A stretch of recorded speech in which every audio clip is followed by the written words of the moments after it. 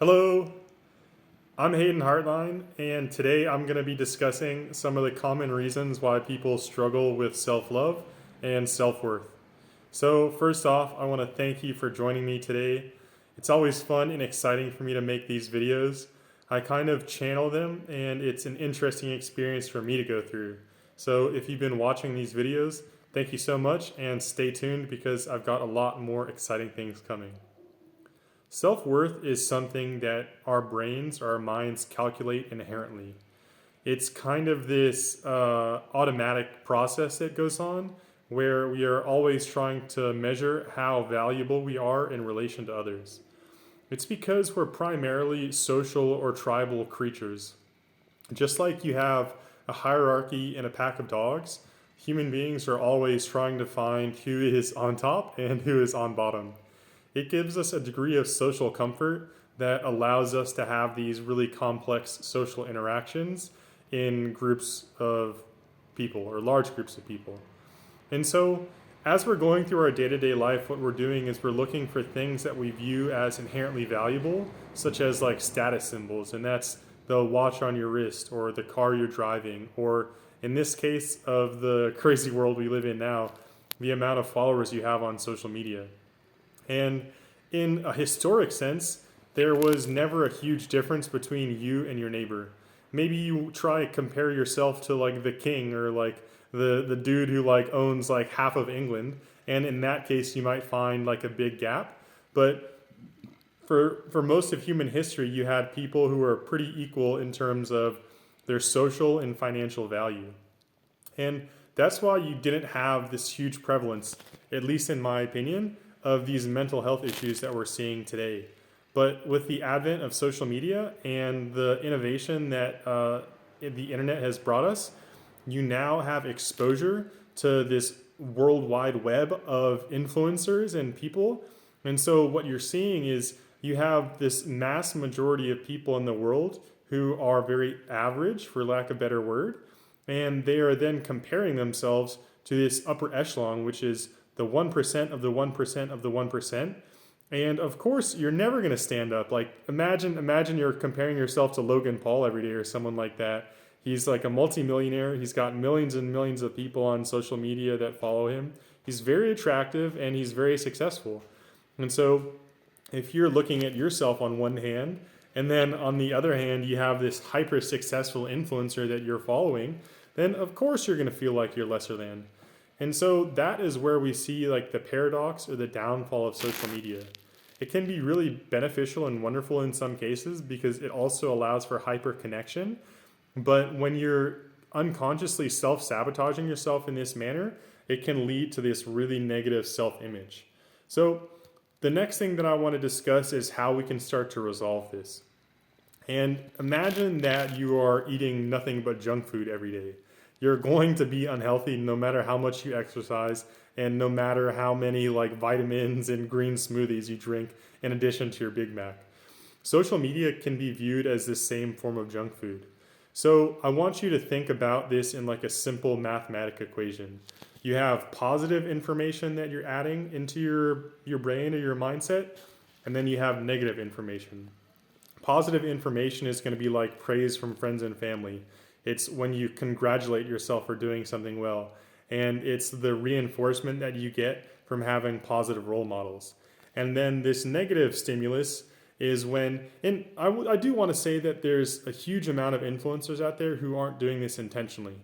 But if you are constantly consuming media from people who are further ahead of you in life or better looking than you and stronger than you, and you don't have like an optimal mindset to receive that and like use it as fuel for growth, then you're going to start viewing yourself in a negative light.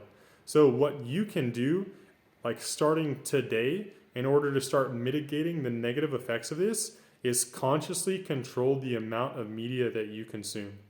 So some people choose to stop or start using social media after a certain amount of time. That looks like is like maybe you turn your phone off and you don't start using it until like 8 or 9.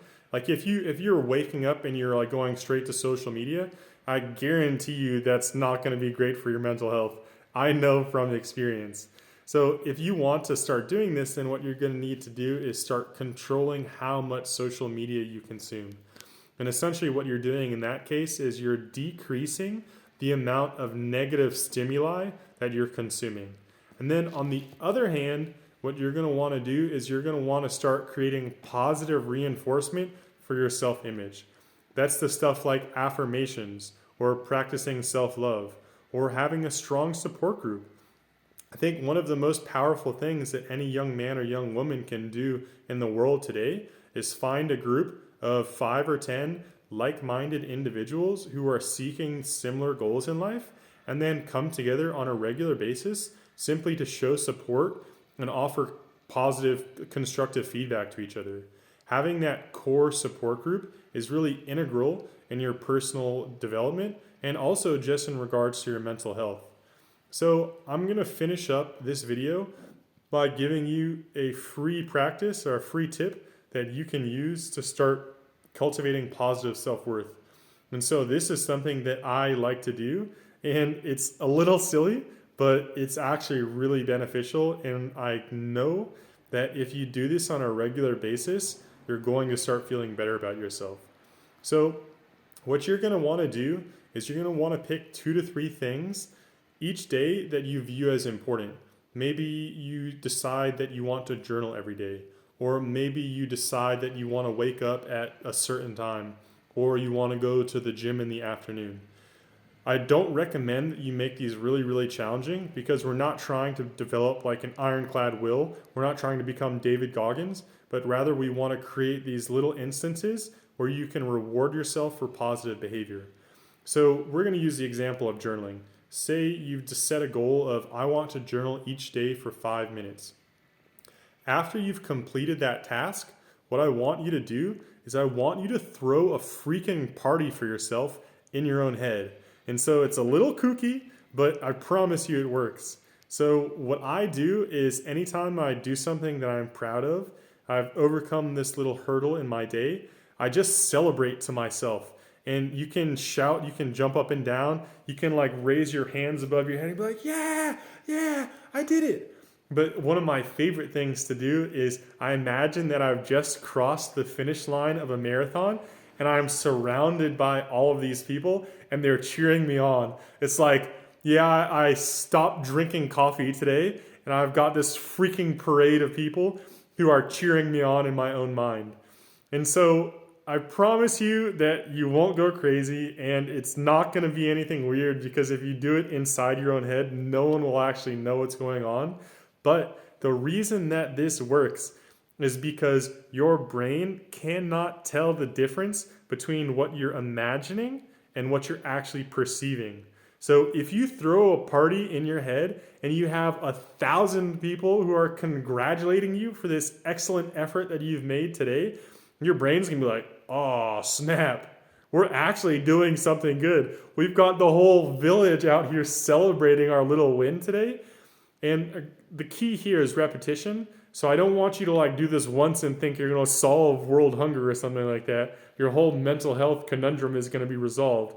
But if you do this 2 to 3 times a day, literally all you have to do it for is 60 seconds.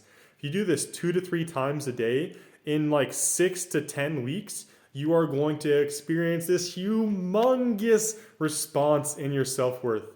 It takes approximately 6 weeks to solidify a new habit. And so that's how long it takes for your mind and your psyche to resolve and create this new sense of self.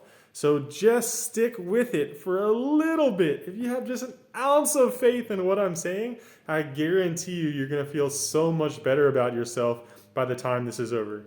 So remember, choose 2 or 3 things each day that you want to celebrate as little micro wins.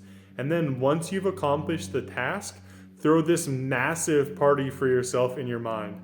Make it as imaginative and fun, and incorporate as many senses as you can. And then do that for like 6 to 10 weeks, and you're going to completely transform the way you feel about yourself. I hope you all really enjoyed this video. If you can't tell, I had a lot of fun making it, and be sure to stay tuned for more content like this. If there's something that you want to learn about in the mindset or mental health field, leave a comment and I guarantee you I'll make a video about it. I love sharing this stuff with you, and I'll see you all soon. Ciao!